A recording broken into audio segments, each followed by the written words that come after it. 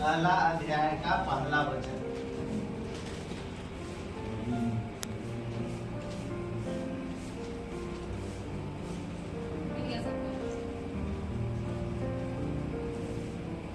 आदि में वचन था और वचन परमेश्वर के साथ था और वचन परमेश्वर था। हालेलुया। क्या पढ़े हम? आदि में वचन था, पढ़े ना? तो आदि में वचन था, उससे पहले के था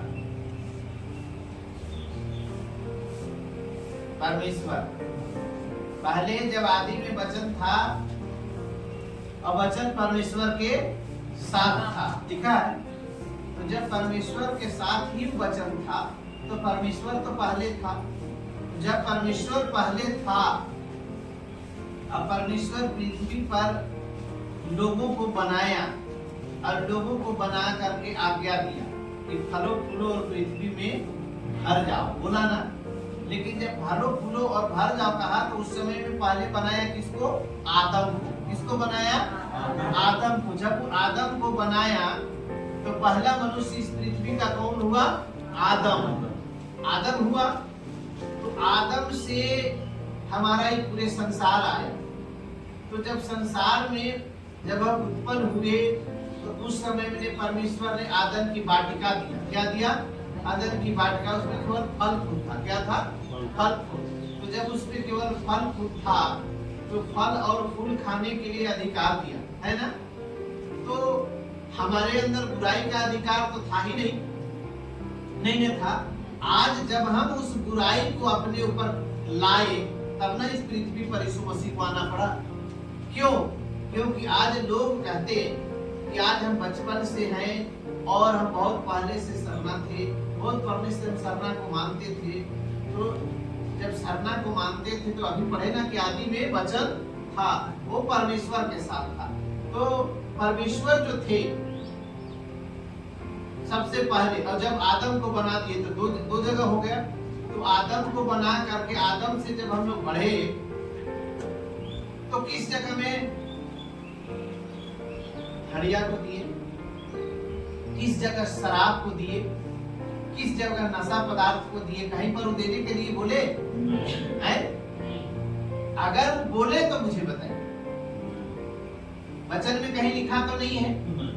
तो जब उस परमेश्वर जो पहले थे, जो पवित्र थे और आपको पवित्र बनाए, लेकिन आपके ऊपर शैतान की जुक्ति आने के कारण आप पवित्र नहीं रहे, इसलिए मेरा परमेश्वर दोबारा पृथ्वी पर आया और आपका पापों को लेकर के क्रूस पर चढ़ा, है ना?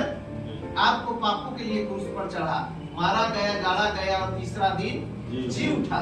लेकिन जीने के बावजूद भी आज भी हम हठीले, आज भी हठीले, आज भी हम परमेश्वर को वचन को मानने के लिए तैयार नहीं है। अगर मान लेते तो परमेश्वर वो मेरे अंदर है, क्योंकि वचन में लिखा है कि तू मेरा मंदिर है। मंदिर को अगर हम साफ रखेंगे परमेश्वर ऑटोमेटिक आएगा, नहीं आएगा सो बात नहीं है। लेकिन हम साफ तो रखते नहीं है, साफ तो रहने देते नहीं है। क्यों? क्योंकि शरीर के कारण, शरीर को शुभमान वस्तु की जरूरत है। हमें अच्छा घर, अच्छा महल, अच्छा खाना, अच्छा पहनना, अच्छा गाड़ी, अच्छा अच्छा सब चीज चाहिए, लेकिन आत्मा को किसी चीज की जरूरत नहीं है। वो किसी वस्तु पर आधारित नहीं है, वो वचन पर आधारित है, क्योंकि वो परमेश्वर का वचन है और किसी का वचन नहीं है। हालेलुया। इसलिए पुनः हमें जानना है कि परमेश्वर हम और आपसे कितना प्यार किया, कितना प्यार किया कि हम उतना करने के बाद, पाप और बुराई में गिरने के बाद इस पृथ्वी पर दोबारा अपना इकलौता पुत्र को भेज दिया। कोई कुछ नहीं कर सकता था, लेकिन परमेश्वर ने इकलौता पुत्र को भेजा। भेजा कि नहीं भेजा? और हमारे चलते, हमारे पापों को, गुनाहों को लेकर के उसने क्रूस पर चढ़ा, मारा गया, गाड़ा गया और तीसरा दिन जी उठा। किसके कारण? हमारे कारण, हमारे पापों को कारण। लेकिन इतना करने के बावजूद भी आज हम यीशु मसीह को कैसे प्रेम करते हैं, कैसा उसको पुत्र कहलाएं, कैसे कैसा उसका वचन को हम जाने, कैसा उसको वचन को हम पढ़े। परमेश्वर का वचन अनमोल है, उसका कोई मोल लगाने वाला नहीं है, उसका कोई मोल चुकाने वाला नहीं है। उसका मोल चुकाने के लिए, आपका मोल चुकाने के लिए मेरा परमेश्वर अपना इकलौता पुत्र को धरती में भेज करके आपका मोल को पूरे पैड कर दिया, पूरे पे किया।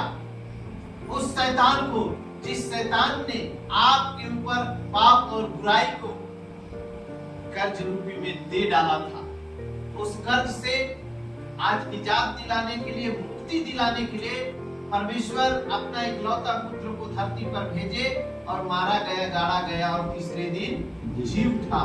जीने के बावजूद परमेश्वर ने अधिकार दिया। क्या अधिकार दिया? कि तू मुझे जानो, अब तुझे मृत्यु भी है, तुझ पर परवर होने वाला नहीं है, क्योंकि मृत्यु से मैं जीत करके तेरे लिए मैं एक वचन लाया हूं, एक वचन लाया हूं जो सुबह और शाम तू सिर्फ धन्यवाद बोल।